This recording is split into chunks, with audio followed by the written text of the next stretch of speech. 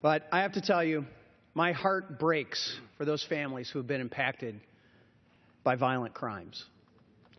These tragedies, however, do not give President Obama the authority to circumvent the Constitution. Just yesterday, the President announced unilateral actions to undermine the Second Amendment without input from Congress, making good on his vow from an October 2015 speech of his willingness to criticize tragedies to advance his gun control agenda. The President needs to enforce the laws currently on the books. Criminals who abuse firearms or obtain them illegally should be prosecuted to the fullest extent, and that isn't always the case currently. I wish President Obama understood what a majority of Americans already know, and especially those of us who have purchased weapons and purchased guns. Those who abuse firearms or obtain them illegally should be prosecuted. However, purchasing a legal gun is not quick or easy.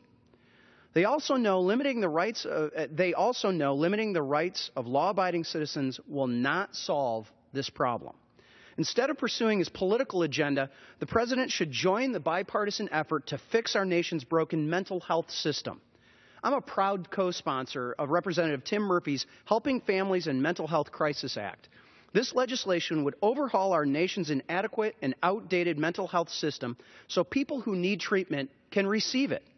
Simply throwing more money at this issue without these reforms is like giving the VA more money without demanding better care for our veterans.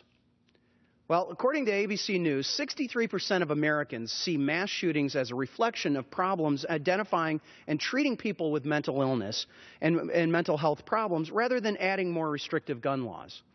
Also, according to the New York Times, not exactly a conservative newspaper, 77% of those asked said that they thought that better access to mental health treatment and screening would reduce gun violence. The American people are correct. These people who have been polled on this are absolutely correct. Responsible gun ownership is not the problem. The House must remain vigilant to protect the American people from an ever-encroaching Obama administration that is more interested in creating a political issue than a solution. As a responsible gun owner myself, I'm committed to being an advocate for the Second Amendment rights, the constitutional legislation that will actually help prevent gun violence across America, and those who have been impacted by its violence. And with that,